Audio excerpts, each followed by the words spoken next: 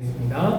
성도의 교제를 나눕니다. 옆 사람에게 축복해 드릴게요. 오늘 특히 아름다우십니다. 특히 아름다우십니다. 아름다우십니다. 또 이렇게 권면해 드릴까요? 다시 한번 우리 말씀으로 굳건합시다. 말씀으로 굳건합시다. 오늘 이 시간 주시는 하나님의 말씀을 통해 우리의 삶이 흔들리지 않기를 예수님의 이름으로 간절히 축원합니다. 하지만 살다 보면요, 우리 인생이 흔들리는 걸 넘어서서 쾅 하고 넘어지는 것만큼 아픈 순간이 있잖아요. 때문에 무조건 넘어지지 않으려고 버티는 것도 중요하지만 무조건 넘어질 수밖에 없기 때문에 넘어져도 다시 일어날 수 있는 법을 배우는 편도 중요합니다. 하지만 문제는 넘어지지 않고 버티는 것보다 넘어지다가 다시 일어나는 게 2배, 3배는 더 많은 힘이 든다는 것이죠. 인생에서 지쳐 쓰러졌을 때 어떻게 다시 우리는 일어설 수 있는 힘을 얻을 수 있을지, 지금 넘어져 있는 이들은 그 힘을 얻기 위해 또 앞으로 혹 넘어질 수 있는 일을 대비하여 오늘 인생에서 힘을 얻을 수 있는, 일어날 수 힘을 얻을 수 있는 말씀을, 그 성경 지혜를 찾아보도록 하겠습니다. 오늘 이야기는 엘리야라는 위대한 선지자의 이야기입니다. 그도 지쳐서 쓰러졌습니다. 때는 이스라엘의 우상 숭배가 가장 심할 때였습니다. 그 원인은 이스라엘에게 정말 최악의 왕과 왕비가 들어섰기 때문인데요. 그 이름은 아합과 이세벨이었습니다. 그들은 이방신 바알을 섬겨두고 하나님을 믿는 사람을 심하게 박해했습니다.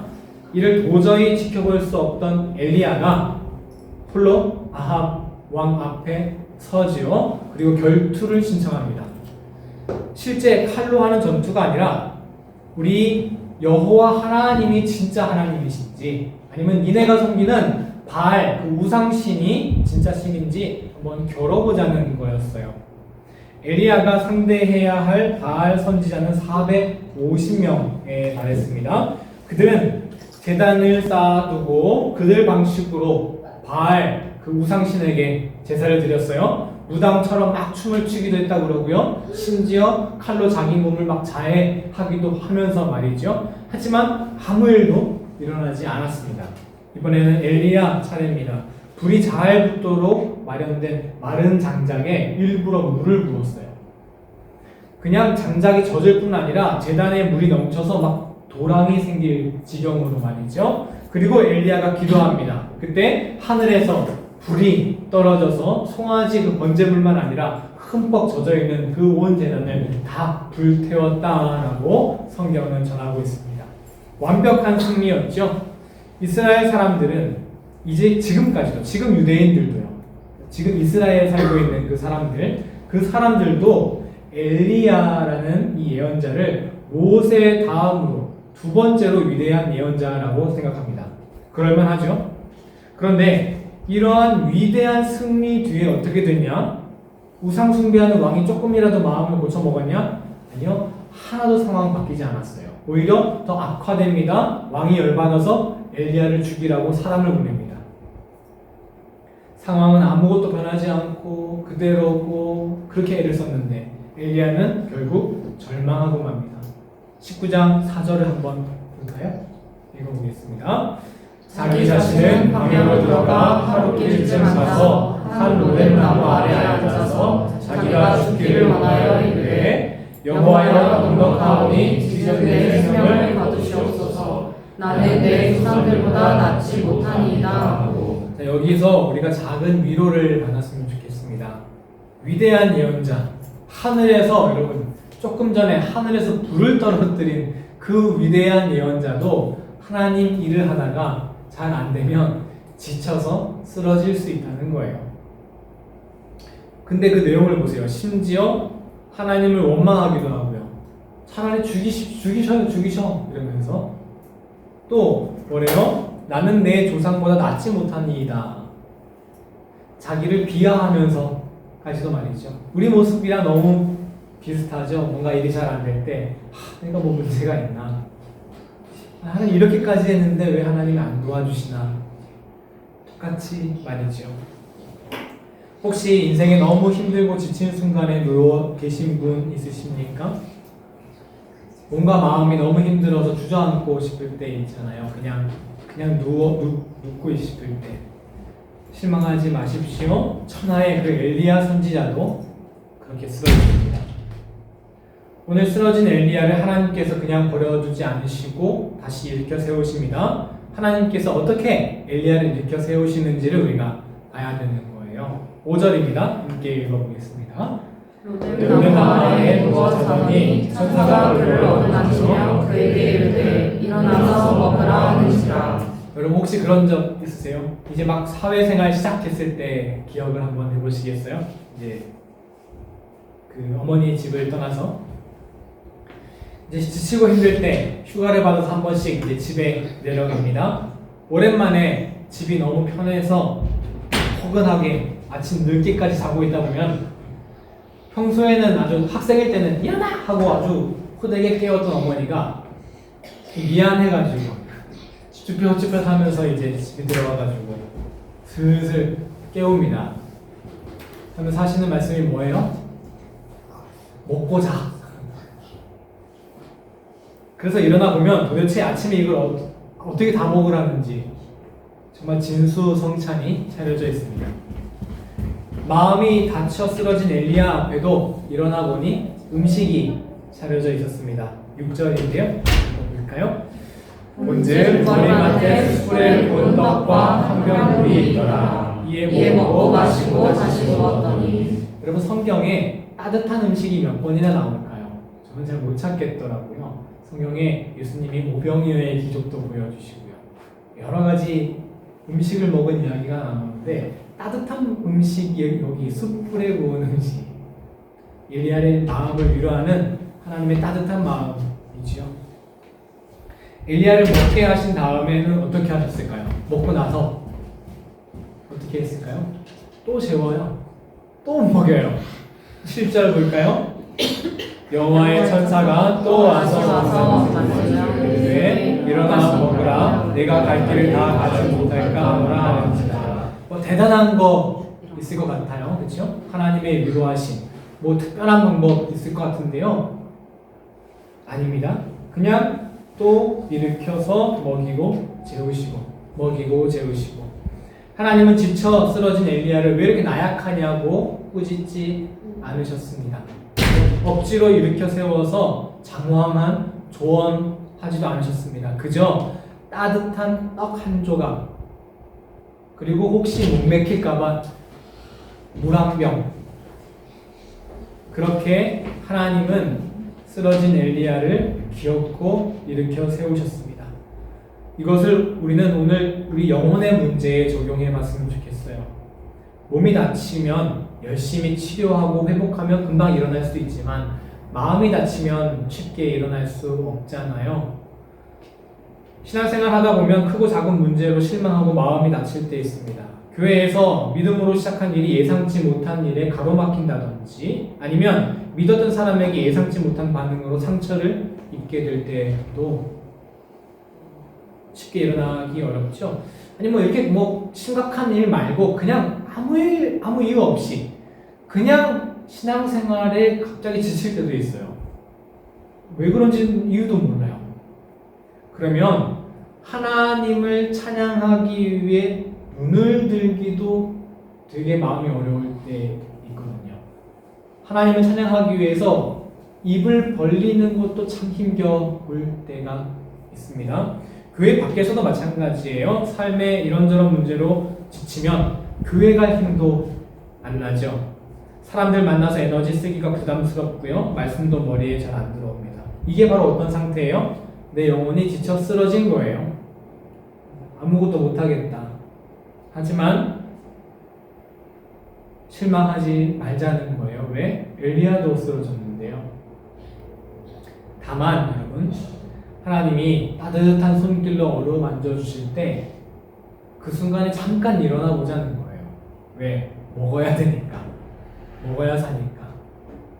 하나님의 말씀, 영혼의 양식을 먹다 보면 안 될 것 같다가도 꾸역꾸역 억지로 먹다 보면 다시 힘이 납니다. 마태복음 4장 4절 한번 읽어주시겠어요? 읽어보겠습니다. 예수께서 대답하여 이르시되 기록되었으되 사람이 떡으로만 살 것이 아니요 하나님의 입으로부터 나오는 모든 말씀으로 살 것이라 하였느니라 하시니. 하나님 말씀이 우리의 영혼을 살리는 양식입니다. 여러분 드라마 폭삭 속았수다 보셨나요? 첫째 딸 금영이라는 인물이 결혼할 사람이 있었는데 남자 쪽에서 금영이를 무시하고 상처를 줬어요. 결국 파혼을 했습니다. 금방 다시 힘을 내서 일어날 수 있을까요? 어림없죠. 금영이는 방구석에 처박혀서 아무것도 못합니다. 쓰러진 거죠. 그렇게 며칠 쓰러져 있다가 그래도 배고파져가지고 힘을 내서 일어납니다. 부모님 집에 가죠. 금영이 부모님은 힘들었지, 괜찮다, 힘내라 이런 말 하나도 안 해요. 아침, 점심, 저녁 간식까지 배가 터지도록 먹입니다. 쓰러져도 또 그래서 또 잘 수밖에 없다 하더라도 먹고 자야 돼요. 마음이 다쳐서 힘들 때 그래서 영혼이 쓰러진 것처럼 내가 하나님을 향해 눈을 들 수 없을 때 어떻게 극복할 수 있을까요? 힘들더라도 잠깐 일어나서 한술 떠야 되는 거예요. 밥을 먹어야 되는 거예요. 그 잠깐 일어나는 게 뭘까요? 교회 나오는 거예요. 아무리 힘들고 쓰러질 수 있어요. 하던 일도 멈출 수도 있고 다른 일 아무것도 못할 수 있지만 그래도 먹어야 살잖아요. 잠깐 일어나야 되잖아요. 그래서 교회 와서 앉아 있어야 돼요. 그러면 억지로 말씀 먹어야 되잖아요. 너무 막 힘들고 원망스러워서 차양도 듣기 싫고 설교 말씀도 듣기 싫어요. 근데 억지로 와서 앉으면 억지로라도 먹잖아요.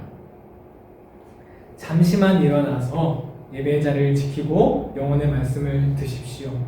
이것이 지친 나의 영혼이 일어날 힘을 얻는 방법입니다. 저는 기도합니다. 제가 나누는 성경 이야기, 성경 말씀이 여러분의 지친 영혼을 일으킬 수 있는 숯불에 구운 떡 한 조각, 물 한 병이 되기를. 저는 개인적으로 중학교 때 많이 힘들었던 것 같아요. 집안에 조금 문제가 있어서 아주 좋은 아파트를 구매했었는데 그거를 팔고 화장실 문도 다 안 닦이는 집으로 이사를 했고요. 그리고 왠지 모르게 친구들과 어울리는 게 쉽지 않았고 은근한 무시와 따돌림을 당했던 기억이 있습니다.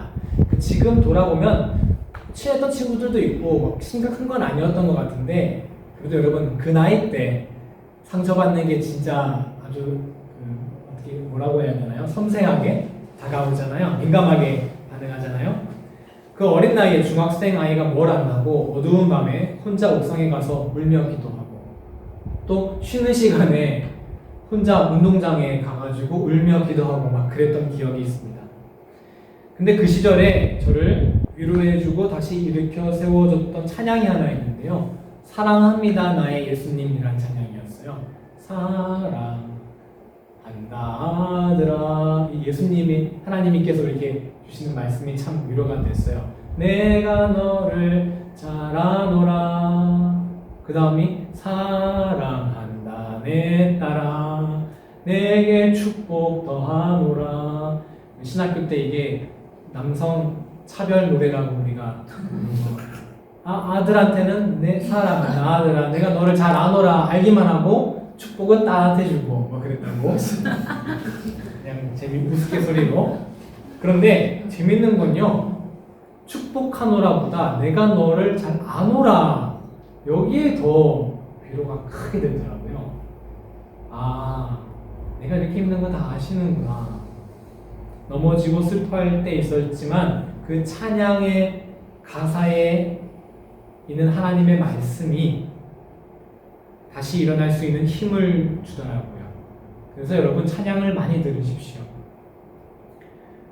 거기에 말씀까지 더하면 시너지가 나요. 내가 너를 잘 아노라 했을 때 어린 나이이지만 그래도 성경 말씀 하나가 탁 떠오르거든요.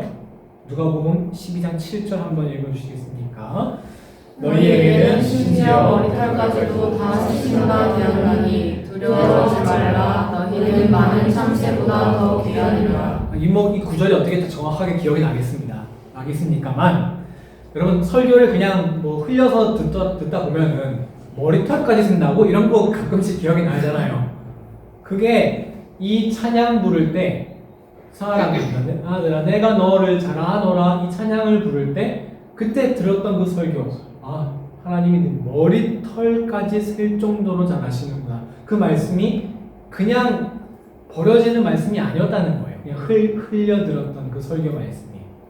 그 흘려들었던 설교 말씀이 찬양과 만나면 그게 생명의 양식이 되는 거죠.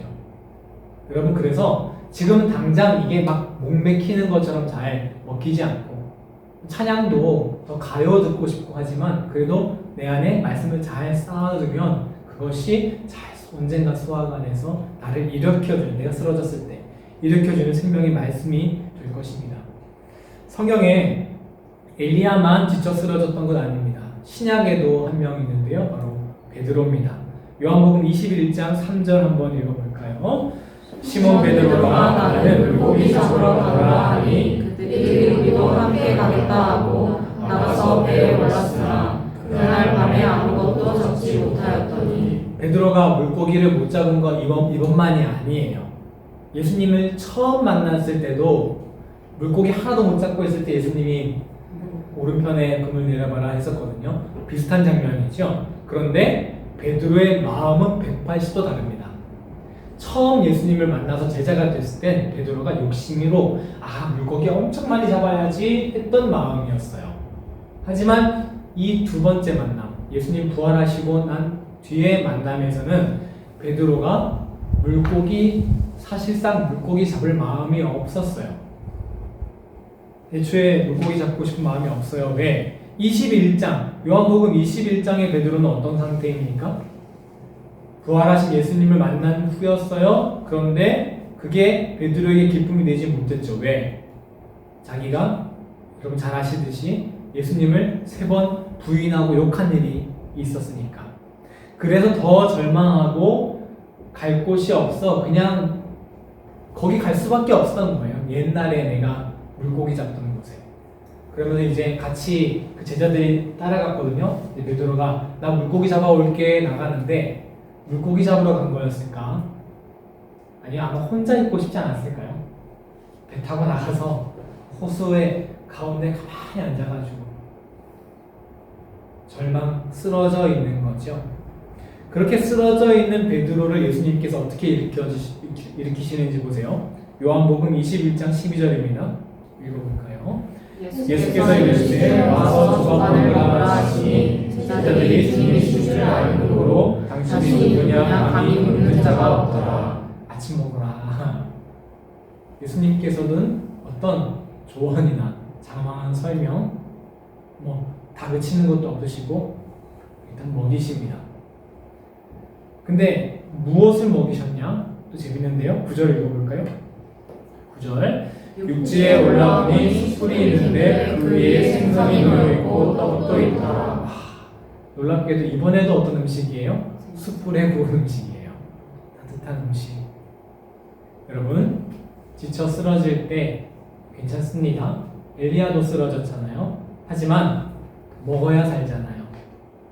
아무것도 할 수 없지만 그래도 먹어야 살기 위해 잠깐 일어나는 듯이 그래도 이 예배당에 나와 하나님의 말씀을 양식으로 먹으시기 바랍니다.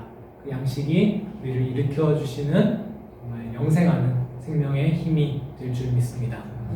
기도하고 찬양하고